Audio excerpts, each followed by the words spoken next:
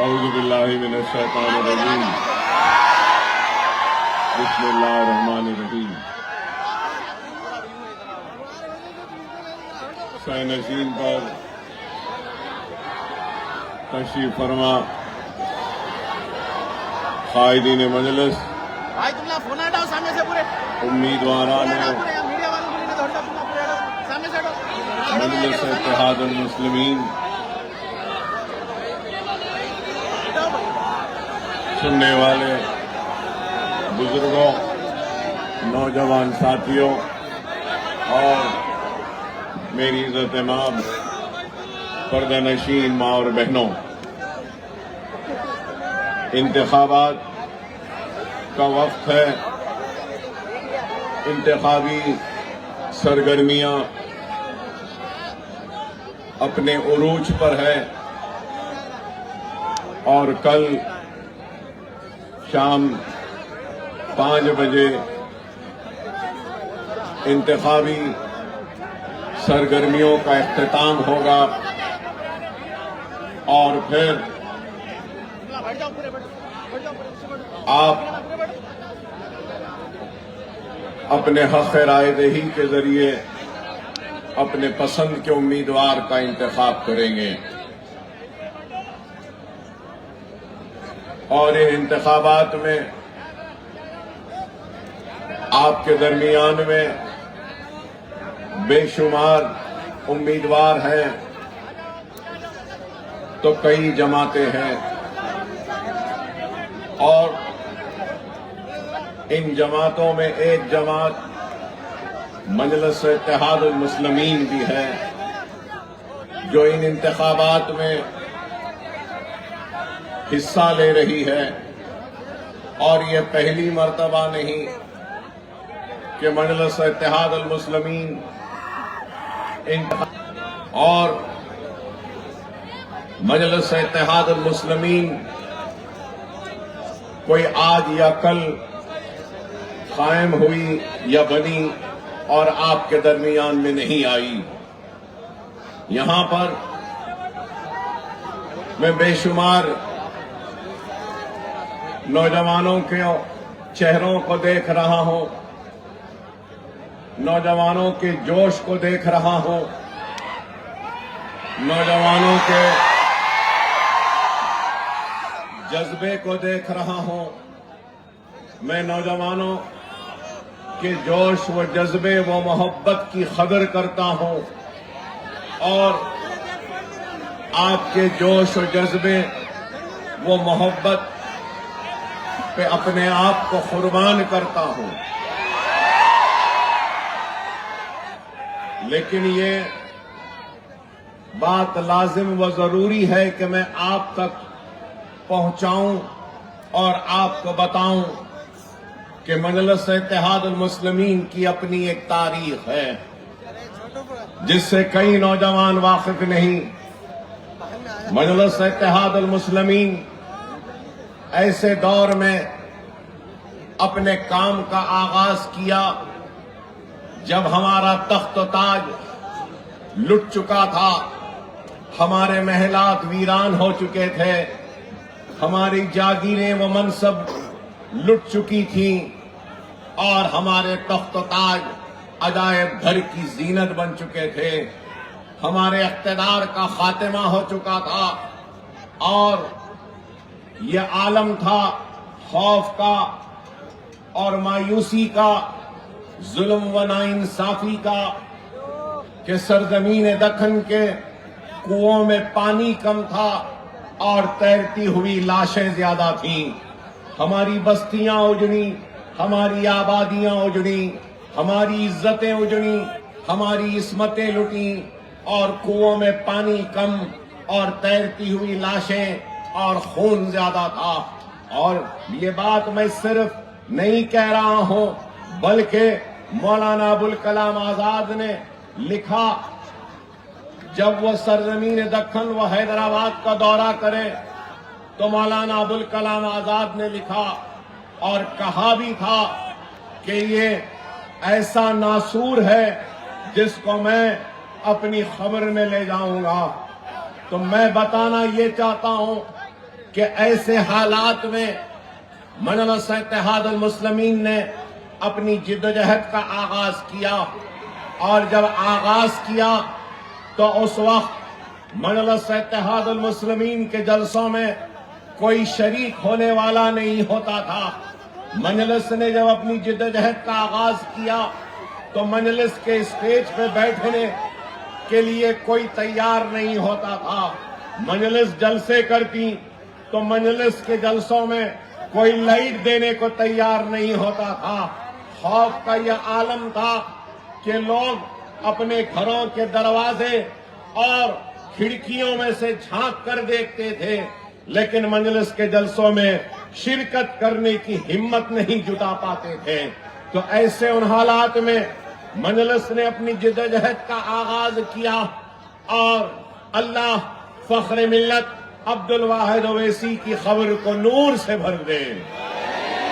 अल्लाह सालारे मिल्लत अलैहि रहमा की खबर को नूर से भर दे कि इन लोगों ने ऐसे वक्त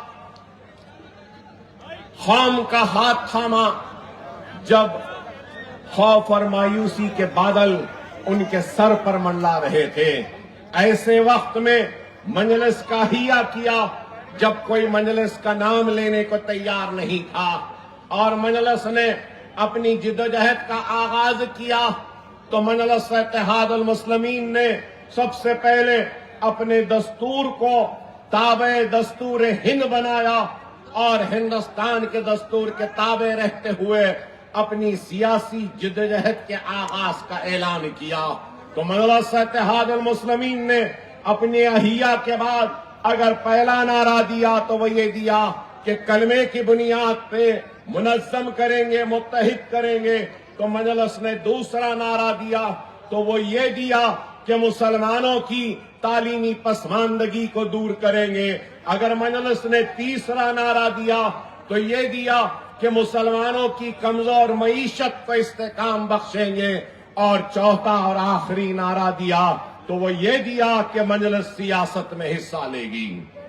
मजलिस ने सबसे पहले ये नारा नहीं दिया कि हम सियासत में हिस्सा लेंगे, बल्कि ये नारा दिया कि मुनज़्ज़म करेंगे, मुत्तहिद करेंगे, तालीमी पसमानदगी को दूर करेंगे, माशी पसमानदगी को दूर करेंगे।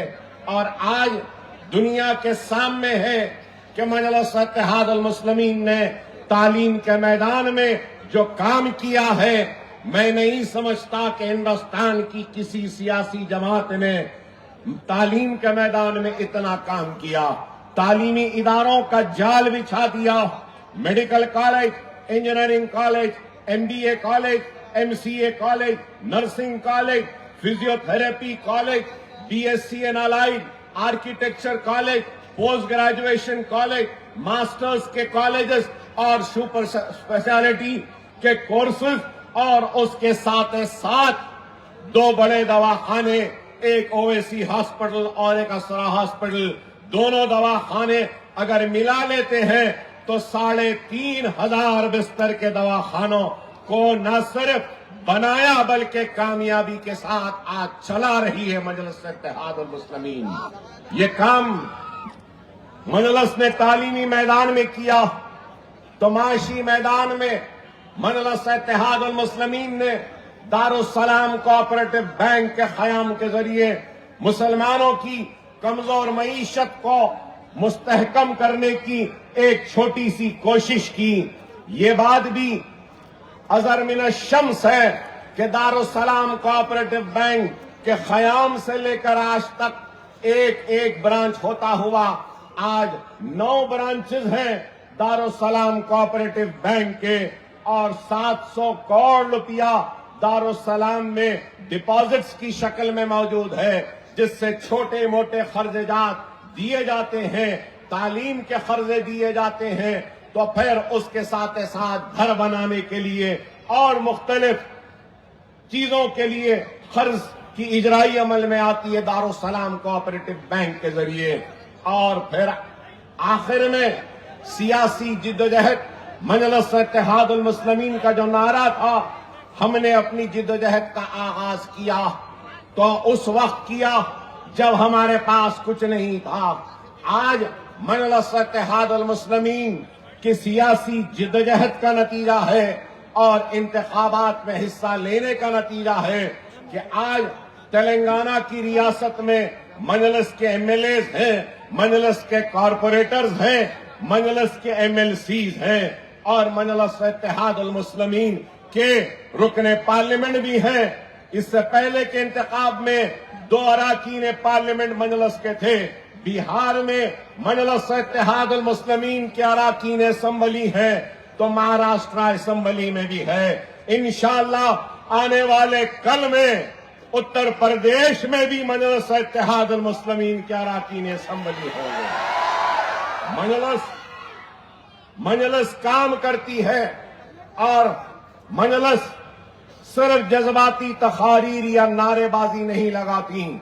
मजलिस काम करती है और मजलिस ने अपने काम के जरिए अवाम के दिलों को जीता है।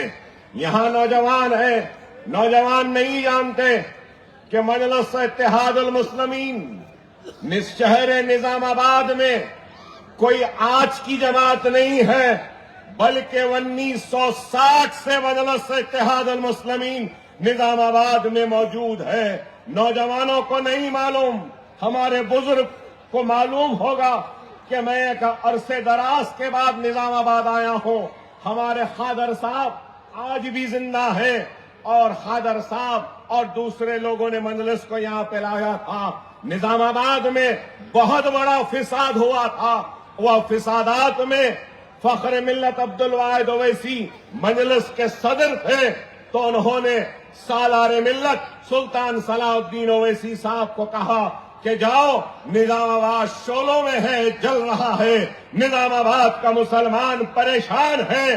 तो सालार मिल्लत अपनी मोटरसाइकिल नाटन पे मोटरसाइकिल पर तन्हा अकेले हैदराबाद से निजामाबाद आकर यहां के जलते हुए शोलों में और खौफ में रहने वाले अपने कलमगो मुसलमान भाइयों के साथ खड़े रहे और उनकी हिम्मत को बांधा, उनके हौसलों को बांधा और वहां खड़े रहकर हालात का मुकाबला किया।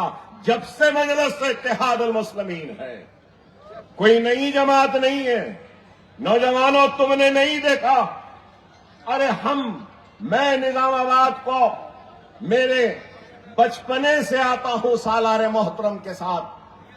बचपने से शायद जब से होश संभाला 8-10 बरस की उम्र से निजामाबाद आता रहा हूं और निजामाबाद में हर किसी से मुलाकात होती थी। यहां पे हम कहूंगा निजामाबाद, बोधन, आदिलाबाद, भैंसा, निर्मल, सिरपुर, कागजनगर, ये पूरे इलाकों में हम सालारे मोहतरम के साथ आते थे।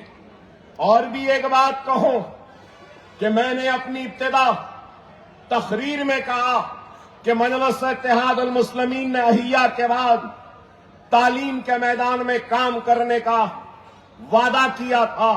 मजलिस की सालाना कॉन्फ्रेंस होती थी। मजलिस की फख्र मिल्लत सालारे मिल्लत के जमाने में सालाना कॉन्फ्रेंस होती थी और मजलिस की एक कॉन्फ्रेंस निजामाबाद में हुई थी और उस निजामाबाद के कॉन्फ्रेंस में अब्दुल वाहिद ओवैसी ने, फख्र मिल्लत ने सालारे मिल्लत की मौजूदगी में ये कहा था, निजामाबाद में कहा था कि मेरी नजरें देख रही हैं कि वो दिन दूर नहीं, हमारी आवाज हिंदुस्तान की पार्लियामेंट में गूंजेगी। तो लोगों ने अब्दुल वाहिद ओवैसी का मजाक उड़ाया था। अब्दुल वाहिद ओवैसी ने निजामाबाद की ही कॉन्फ्रेंस में मुतालबा और करारदाद मंजूर की थी कि मुसलमान पसमानदा है तालीम के मैदान में और मुसलमानों की तालीमी पसमानदगी को दूर करने के लिए मुसलमानों को रिजर्वेशन दिया जाना चाहिए। यही निजामाबाद में करारदाद के जरिए ऐलान हुआ था। फख्र मिल्लत अब्दुल वाहिद ओवैसी ने कहा, दुनिया देखेगी कि मेरी नजरें देख रही हैं कि एक दिन आएगा हमारा खुद का मेडिकल कॉलेज होगा, हमारा खुद का इंजीनियरिंग कॉलेज होगा। उस वक्त अब्दुल वाहिद ओवैसी ने अपनी तकरीर में यह भी कहा कि जब जब फिसाद होता है तो फिसादात में सरकारी दवाखानों में अदम तवज्जो का शिकार होता है हमारा मुसलमान और तड़प तड़प कर दम तोड़ता है। मेरी नजरें देख रही हैं कि वो दिन दूर नहीं जब हमारे खुद के दवाखाने होंगे और कोई हमारा अपना भाई फिसादात में सरकारी दवाखाने में दम नहीं तोड़ेगा। हमारी डॉक्टरों की टीम उनका इलाज कर कर उनको जिंदगी बख्शेगी। और वो ऐलानात थे और आज का दिन है कि हमारे दवाखाने हैं, हमारे तालीमी इदारे हैं। तो मैं बताना नौजवानों को ये चाह रहा हूं कि बहुत बड़ा रिश्ता है निजामाबाद से मजलिस का, एक ताल्लुक है फख्र मिल्लत से लेकर सालार मिल्लत फिसादात, और फिर अकबरुद्दीन ओवैसी का भी एक बहुत बड़ा रिश्ता है निजामाबाद से। वो तकरीर थी और आज की है फिर। बहुत दिन बाद आया हूं।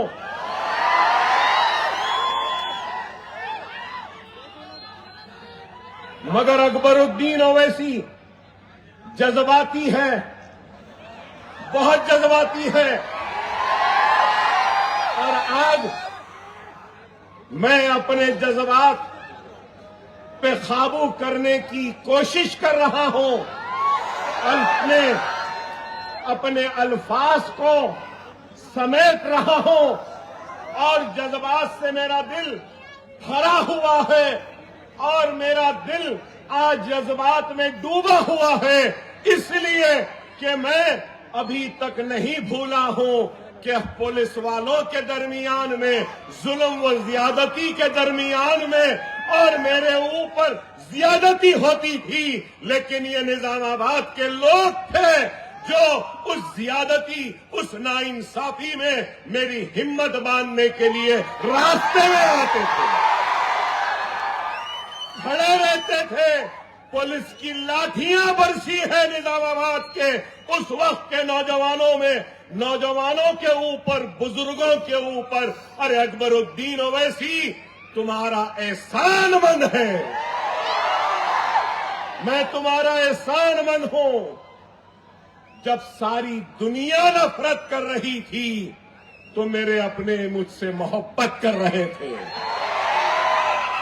जब सारी दुनिया खत्म करना चाहती थी, लेकिन मेरे अपने मेरी हिम्मत को बांध रहे थे। मैं नहीं भूल सकता, निजामाबाद का दवाखाना मुझे याद है, निजामाबाद का कोर्ट मुझे याद है, और वहां पे बरसते हुए पुलिस की लाठियां भी मुझे याद है। ऐ अल्लाह, मेरे हक में जिसने भी लाठी खाई है मौला, तो उसकी दामन को खुशियों से भर दे, उसके दामन को खुशियों से भर दे, उसके घर में खैर व बरकत अदा कर दे, उसकी आल औलाद को नेक व काबिल बना। ऐ अल्लाह, मैं एहसानमंद हूं, मुझे मौका दे कि मैं निजामाबाद के लोगों के एहसान को उतार सकूं। ऐ मौला, बहुत बड़ा रिश्ता है, बहुत बड़ा रिश्ता है आपका हमारा, मेरा और आपका। अरे इतने दिन बाद आया हूं और वही मोहब्बत, वही जोश, वही वलवला, वही जुनून। आपकी मोहब्बत को सलाम है, आपके जज्बे को सलाम है, आपके जुनून को सलाम है। अल्लाह आप सबको सलामत रखे, अल्लाह आपके दिलों में जमात की मोहब्बत को कायम व दायम रखे। शख्सियतें आती रहेंगी, जाती रहेंगी, जमात कायम व दायम रहेगी। कल को मैं भी ना रहूं, मगर मेरे भाई, जमात मुझसे नहीं है, मैं जमात से हूं। जमात किसी की मोहताज नहीं है, हम जमात के मोहताज हैं। अल्लाह जिस तरीके से किसी का मोहताज नहीं, अल्लाह किसी का मोहताज नहीं, हम अल्लाह के मोहताज हैं। लोग आते रहे जाते रहे, फख्र मिल्लत आए, अपना काम करे और चले गए। सालार आए, काम करे और चले गए। कल को असदुद्दीन ओवैसी व अकबरुद्दीन ओवैसी भी चले जाएंगे, अहमद बलाला साहब चले जाएंगे, हम सब चले जाएंगे, लेकिन जमात कायम व दायम रहेगी। जमात को कायम रखो। जमात की अहमियत है, शख्सियतों की अहमियत नहीं है। खुदारा इस बात को समझो। आज क्या हालात हैं मुल्क के, वो आपके सामने है कि किस तरीके से इस मुल्क को मजहब के नाम पर बांटा जा रहा है, किस तरीके से इस मुल्क को आज कमजोर करने की कोशिशें हो रही हैं। आज लोग शायद मेरी इस बात पे एतराज करें कि कमजोर करने की बात, अरे आप बताओ कि अगर मुल्क को, किसी भी मुल्क को कामयाब होना है, ताकतवर होना है और सुपर पावर बनना है, तो इस मुल्क को पहले एक होना जरूरी है। और अगर ये मुल्क एक नहीं होगा, बटा हुआ रहेगा, तो कैसा विकसित भारत बनेगा, कैसे खुशहाल भारत बनेगा, कैसे तरक्की याफ्ता भारत बनेगा, कैसा सुपर पावर भारत बनेगा। अरे आज अगर इस मुल्क को खुशहाल बनाना है, कामयाब बनाना है, तरक्की याफ्ता बनाना है और सुपर पावर बनाना है, तो इस मुल्क के हुक्मरानों की जिम्मेदारी है कि वो मुल्क के हर शहरी को कामयाबी का हिस्सा बनाए, विकसित का हिस्सा बनाए, खुशहाली का हिस्सा बनाए, तरक्की का हिस्सा बनाए। अगर आप मुल्क की सबसे बड़ी अखिलियत को इस मुल्क की कामयाबी, तरक्की, खुशहाली और ताकत का हिस्सा नहीं बनाएंगे, तो ये मुल्क कामयाब कैसे होगा? अगर जवाब है तो दो इसका। तुम हिंदुस्तान की सबसे बड़ी अखिलियत मुसलमान को अलग थलग कर कर इस मुल्क को ताकतवर कैसे बनाओगे? इस मुल्क को विकसित भारत कैसे बनाओगे? इस मुल्क को कामयाब कैसे बनाओगे?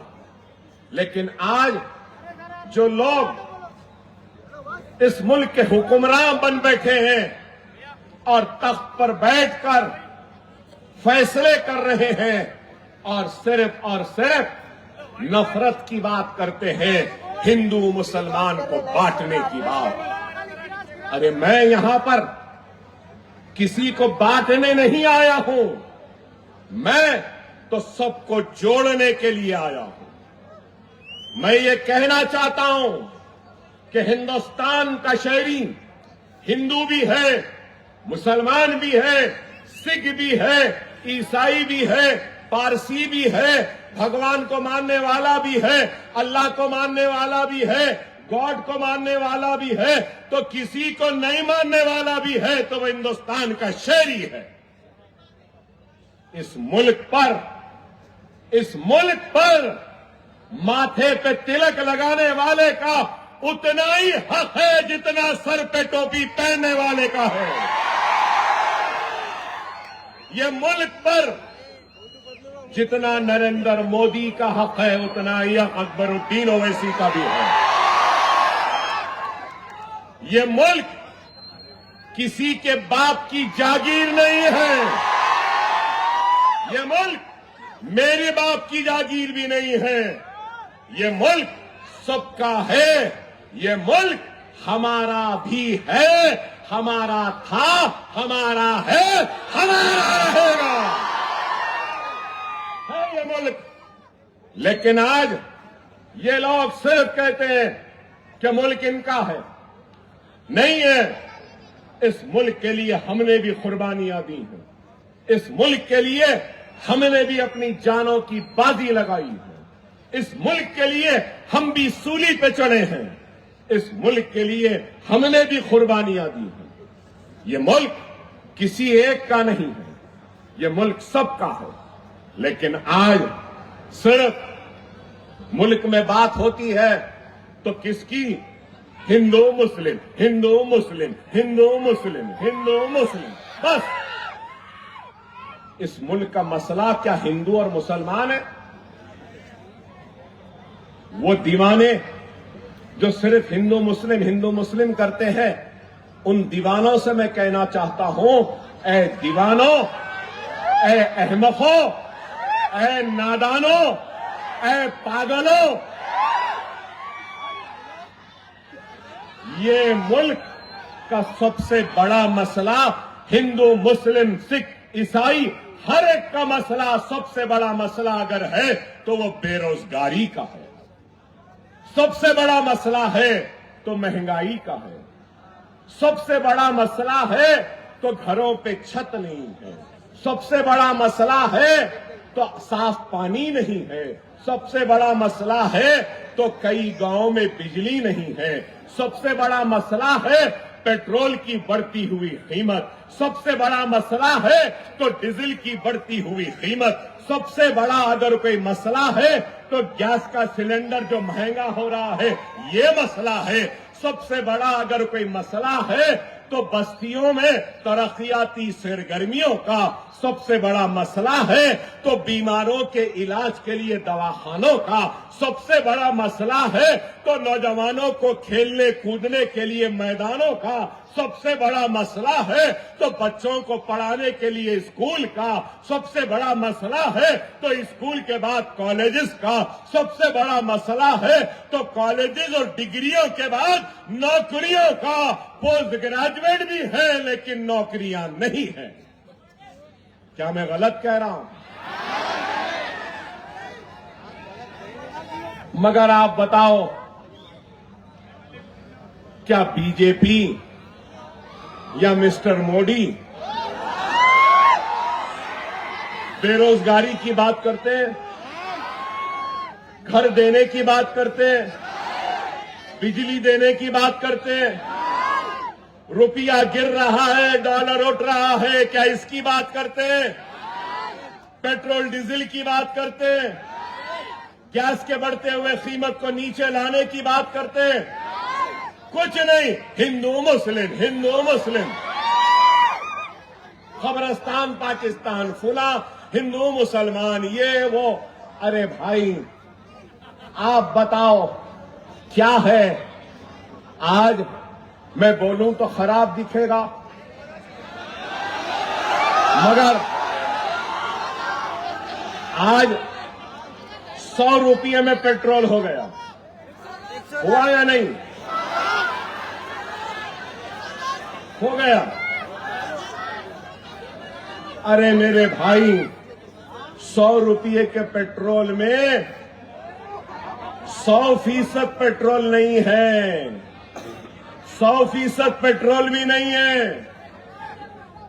जैसा चाय में, चाय की केतली में चाय बनाने के लिए पानी भी होता है, चाय में चाय की पत्ती भी होती है चाय में, वैसी कल के चाय वाले ने आज के पेट्रोल में इथेनॉल और मिथेनॉल मिला दिया 15%। आप लोगों के पास फोन है ना, निकाल कर देखो, 15% इथेनॉल मिला हुआ है, 15%। और क्या बोलते हैं, एनवायरनमेंट के लिए इथेनॉल अच्छा है। अरे वो एक अलग बहस है, उस बहस में भी तुमको शिकस्त दूंगा। लेकिन मैं ये बोलना चाह रहा हूं, जब 15% इथेनॉल है तो 100 रुपये का पेट्रोल 85 रुपये में मिलना था ना। सही है या गलत? अरे मैं कह रहा हूं, ये लोग हिंदुस्तान की बात करते हैं, भारत मां की बात करते हैं, भारत की बात करते हैं, लेकिन इनको भारत से मोहब्बत नहीं, भारत मां से मोहब्बत नहीं, इनको मोहब्बत है अपने इख्तिदार से, अपने कुर्सी से और इस मुल्क को लूटने से। ये तो लुटेरे हैं, मैं कहूंगा। हमसे कहते हैं कि ये लोग भगोड़ रहे हैं, हमसे कहते हैं कि ये भड़काऊ भाषण देते हैं, हमसे कहते हैं कि ये बाहर के हैं। अरे हम बाहर के नहीं हैं, हमारी कई नस्लें यहीं पर पैदा हुई, यहीं पे मरी। अरे ये लोग आज बताओ, आप बताइए, क्या मिलावट नहीं है? हर एक चीज में मिलावट, पेट्रोल में मिलावट, डीजल में मिलावट, गैस में मिलावट, चावल में मिलावट, अदरक लहसुन में मिलावट, हर एक चीज में मिलावट। और फिर मिलावट के बावजूद कीमत बढ़ रही। आप बताइए, यही नरेंद्र मोदी जब इख्तिदार पर आए तो डॉलर कितना था और आज क्या है? यही नरेंद्र मोदी ने कहा, यही नरेंद्र मोदी ने कहा मनमोहन सिंह को, मिस्टर सिंह आपकी उम्र से ज्यादा हो गया डॉलर, रुपया, बोले ना। अब आज कितना है? 90 रुपये, 91। ओहो हो, झूठी डिग्री रखने वाले हिंदुस्तान के वजीर आजम नरेंद्र मोदी, क्या तेरी उम्र भी झूठी है या इतनी है? अरे आप बताओ। अरे मैं कहता हूं तो लोग मुझ पे एतराज करते हैं। इलेक्टोरल बॉन्ड्स, लूटम लाटी, जो मैंने पहले कहा, इलेक्टोरल बॉन्ड्स कितने? करीब 5,000 करोड़ रुपया बीजेपी को आया। बीजेपी को 5,000 करोड़ रुपया उनके अकाउंट में आया। बड़े बड़े कंपनियां वाले दिए। ना खाऊंगा, ना खाने दूंगा, करप्शन का खात्मा करूंगा। अरे सबसे बड़ा अदाकार अगर कोई है तो यही है। सब अदाकारी सबकी खत्म। जहां यूसुफ खान की अदाकारी खत्म होती है, जहां शाहरुख की खत्म होती है, जहां सलमान की खत्म होती है, मोदी की वहां से शुरू होती है। ऐसी अदाकारी, सिर्फ अदाकारी। अरे बाबा, हमको अदाकारी नहीं चाहिए। ये 5,000 करोड़ रुपया क्यों दिया? देने वालों ने कैसे आया? बोलो ना, बोलो ना। नहीं बोलते, दे रहे। अरे यहां पे भाई भाई को नहीं दे रहा, बेटा बाप को नहीं दे रहा, शोहर बीवी को नहीं दे रही, बहन बहन को नहीं दे रहे, मिस्टर मोदी को दे रहे, बीजेपी को दे रहे। क्या दिए जो ये दे रहे? 5,000 करोड़ मिले तो हो सकता है इन्होंने 1 लाख करोड़ रुपया का इनाम, कॉन्ट्रैक्ट, ये रोड, वो रोड, ये बिल्डिंग, ये इरिगेशन, ये डैम, ये घर, ये सीमेंट का कॉन्ट्रैक्ट दिया होगा तो उन्होंने उस कॉन्ट्रैक्ट की खुशी में नजर इनको दी होगी। सही है ना? फिर ईमानदार, ना खाया ना खाने दूंगा। ऐसा आलम है कि सिर्फ मैं खाऊंगा, हम खाएंगे और कोई नहीं खाना, यह आलम है। और फिर पार्लियामेंट आते ही पार्लियामेंट की सीढ़ी पे माथा, वाह वाह वाह वाह, क्या एक्टिंग थी भाई। और आप देखो, कभी कहते हैं कि बंडी में पकोड़े बना के भी लोग काम कर सकते हैं। बोले या नहीं बोले? क्या ये नहीं बोले? मैं नहीं कह रहा हूं, ये खुद बोले कि मैं गाड़ी में जा रहा था, गाड़ी को रोका और आदमी से पूछा और क्या देखता हूं, नाले में पाइप डाल के गैस निकालो। नहीं बोले? नहीं बोले भाई? नहीं बोले? क्या बोलो? फिर बोलते मैं बोला। मैं नहीं बोल रहा हूं, मैं उन्होंने जो बोले वही बोल रहा हूं।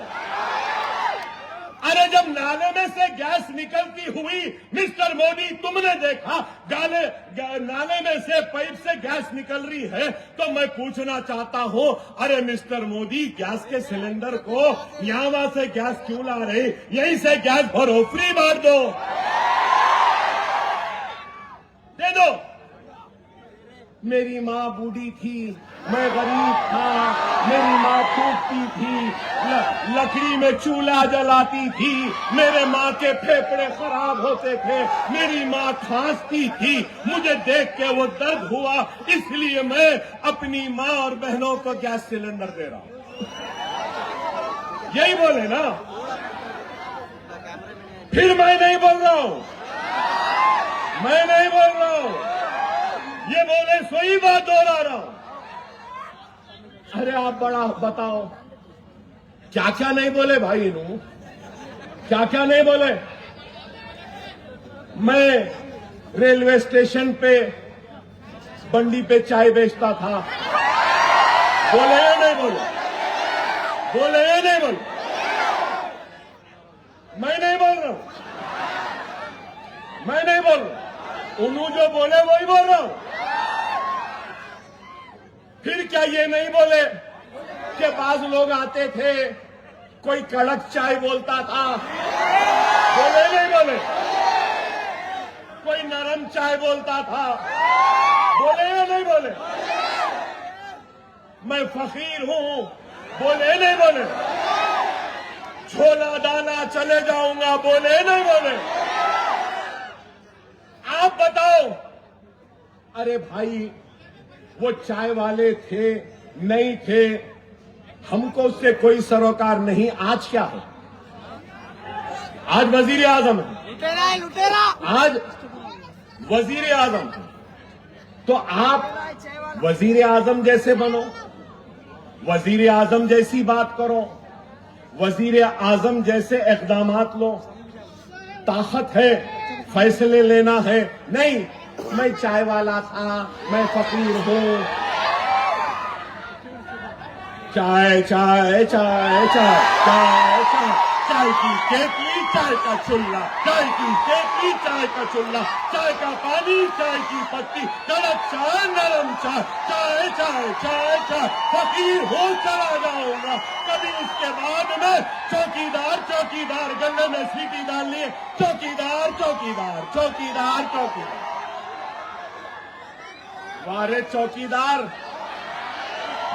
वारे चौकीदार, क्या चौकीदारी करी? चाइना घुस गया, चौकीदारी चौकीदारी कर रहा। शायद चौकीदार सो गया था, शायद कोई कड़क चाय दे देना था तो चौकीदार जाग के रहता।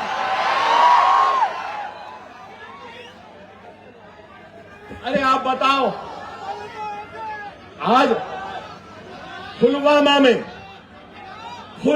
में पाकिस्तानी दहशतगर्द आके खुशियां मनाने वाले हमारे हिंदुस्तानी शहरियों को गोलियों से मारते हैं, जान ले लेते हैं। थक कर काम कर कर मेहनत कर कर अपनी फैमिली के साथ कश्मीर के हुस्न को देखने आए, खूबसूरती को देखने आए, अपने दिल और अपनी थकान को उतारने के लिए आए और दहशतगर्द उनकी जान ले लेते हैं।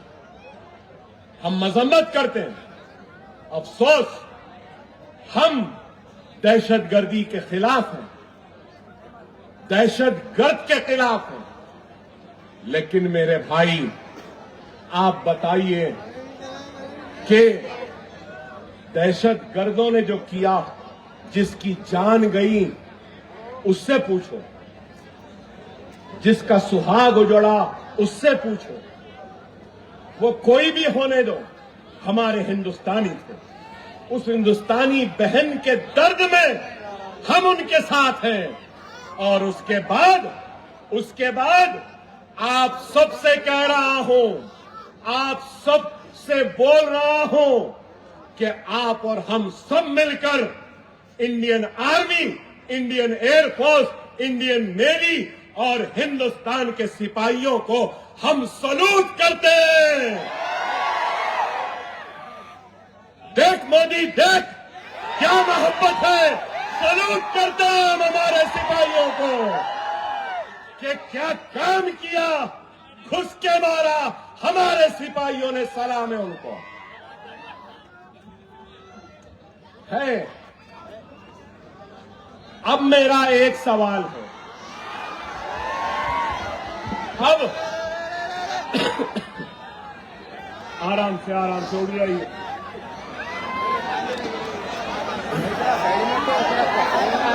सब खैरियत से है ना?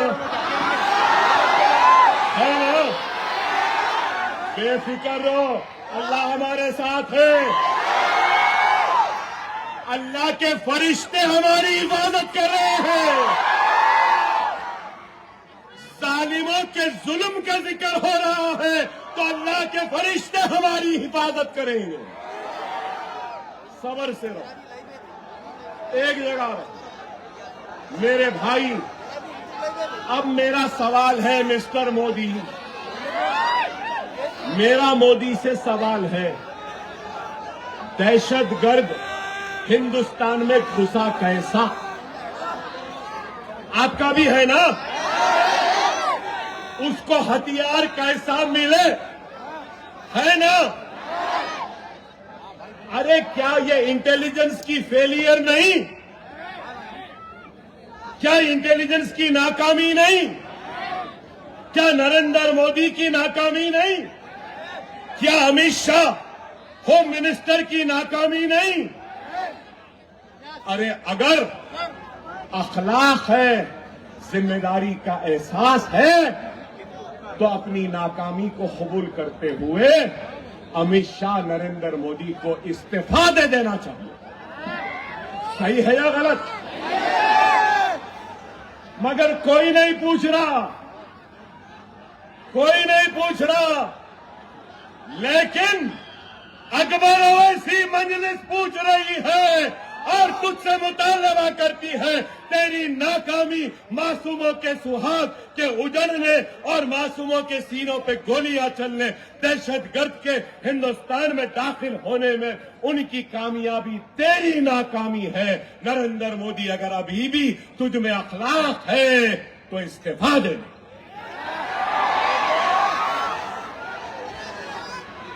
आज तक किसी ने नहीं पूछा।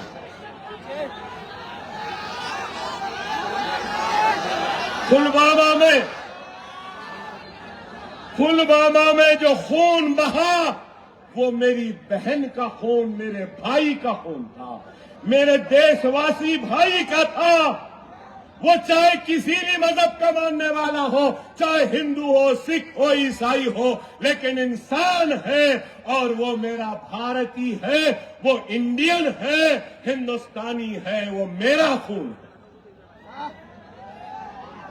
तुम मेरे खून को अपना नहीं समझते, मगर मैं हर हिंदुस्तानी को अपना खून समझता हूं।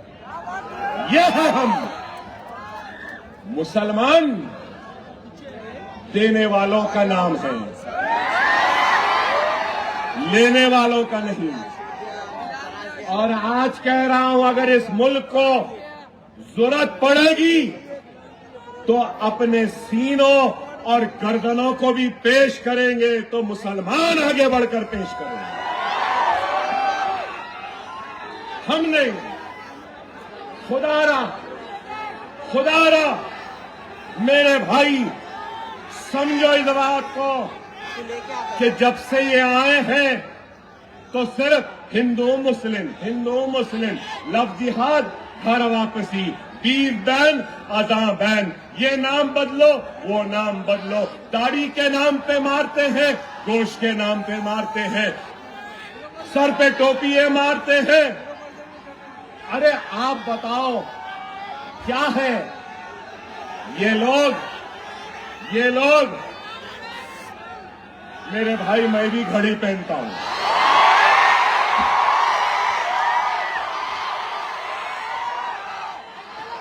वक्त की अहमियत और कदर बहुत है मेरे पास। इत्मीनान से रहो, इत्मीनान से रहो। अभी भी वो चुपता है ना। बहुत से जख्म भर गए, लेकिन वो नहीं भरा। अल्हम्दुलिल्लाह, जब तक जिंदा है, दर्द का एहसास तो दिलाता रहूंगा। ये मेरा दर्द है जो मैं बयान कर रहा हूं।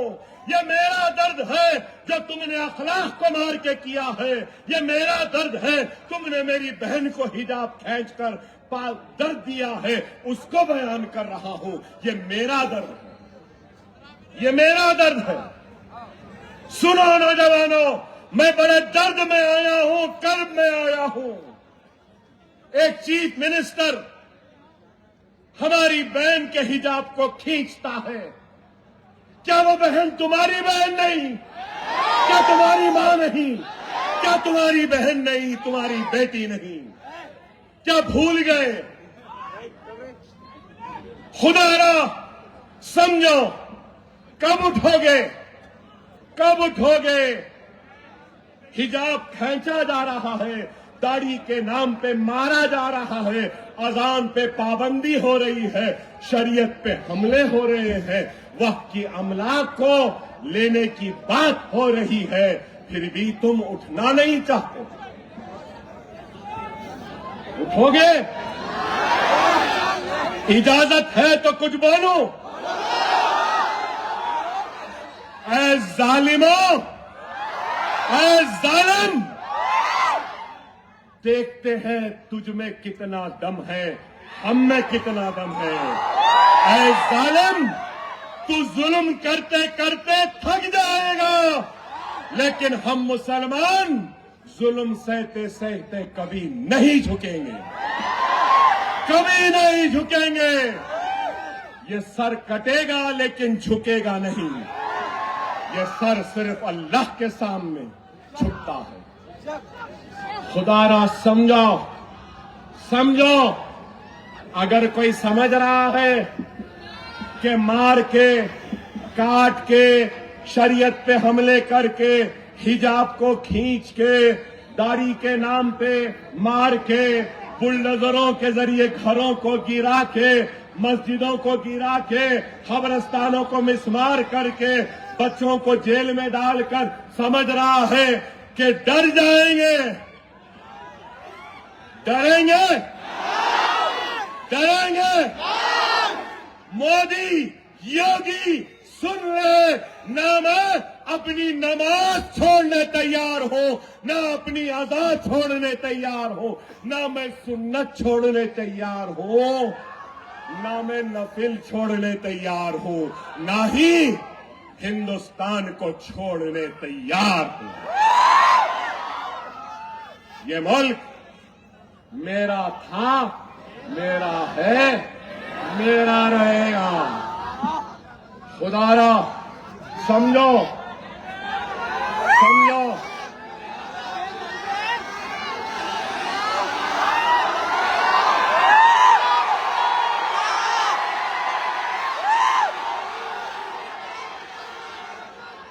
अकबरुद्दीन ओवैसी के जूती के बराबर नहीं है।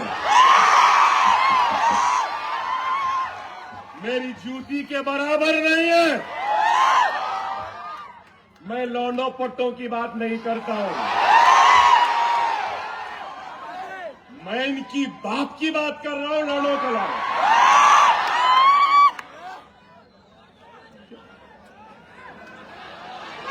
अरे हवा का झोंका है, आया है, चले जाएगा, छोड़ो। ना लीपने का ना थोपने का। क्या है? शुभ वक्त खराब। देखो वक्त खराब नहीं हुआ, अभी योगी बाकी था। अब आप लोग मिस्टर योगी तैयार हो जाओ, यूपी भी आ रहा हो। चलेंगे यूपी, चलेंगे। चलो अब इसके बाद में यूपी चलते हैं और यूपी में अपनी ताकत अपने झंडे को गाड़ते हैं और सब झंडे को वहां भी लहराएंगे इंशाअल्लाह ताला। खुदारा समझो। देखो भाई, मैं आपसे कहूंगा, जब से बड़े फेंकू की बात कर रहा हूं। हमारी रियासत में एक छोटा फेंकू भी है, मालूम आपको? मालूम? कौन कौन कौन?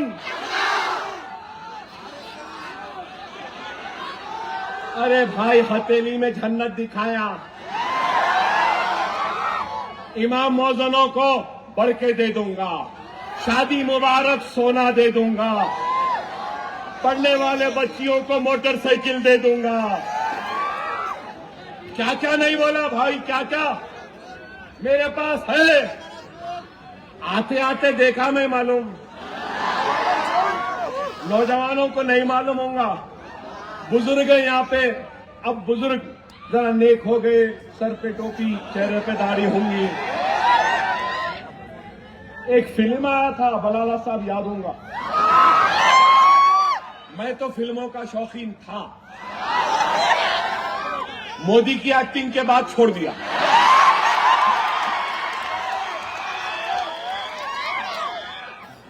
एक फिल्म आई थी, एक राज कपूर की, राज कपूर नहीं, राज कपूर, पृथ्वीराज कपूर का बेटा राज कपूर। श्री 420 याद है 420 वादे।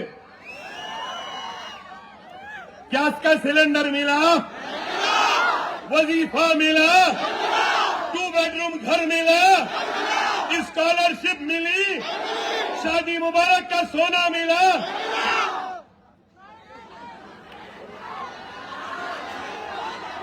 हथेली में जन्नत, ये दे देंगे, वो दे देंगे, ऐसा कर देंगे, वैसा कर देंगे। एक मिला था मैं बड़े कांग्रेस के लीडर से, तो कांग्रेस का लीडर मुझसे क्या बोला मालूम? इलेक्शन से पहले, अरे मियाँ ये सब ऐलाना कर दे रहे। अरे भाई, आना है ना जाना है, ऐलान करने में क्या होना है। फिर मैं मिला उससे, अरे मियाँ, अरे भाई हमारे को खुद नहीं मालूम कैसा आ गई, ये आलम है। अरे आज फिर हर कोई बोलता कि जो चीफ मिनिस्टर है मजलिस उनके करीब हो जाती, बोल रहे ना, जो चीफ मिनिस्टर आया ओवैसी ब्रदर करीब हो जाते। अरे दीवानों, कभी ये तो सोचो, जो चीफ मिनिस्टर आता वो ओवैसी ब्रदर्स के पास क्यों आता? क्यों हमारे पे बोल रहे? ऐ कांग्रेस के गुलामों, बड़ा पंजा दिख रहा है यहाँ पे। हाँ गुलामों, अगर रेवंत और कांग्रेस करीब नहीं आती तो जुबली हिल्स जीतते थे, फलाना साहब जीतते थे। अरे बाबा, इस वास्ते तो हमारे पास आते हैं। कोई भी रहने दो, रेड्डी रहने दो, राव रहने दो, उसको जरूरी है हमारे पास आना पड़ेगा, इसलिए कि हमारे साथ आपकी ताकत है, हमारे साथ आपकी दुआ है, हमारे साथ आपका इत्तेहाद है। आप नहीं तो हम नहीं, और आप और हम नहीं तो जमात नहीं।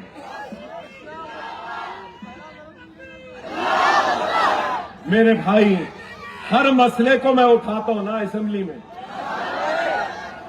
इरिगेशन का रहा उठाता हूं ना, बिजली का, हर मसला उठाता हूं, मगर अपने दिल पे हाथ रख के पूछो कि मुसलमानों का मसला कोई कांग्रेस वाला, कोई बीआरएस वाला उठाता?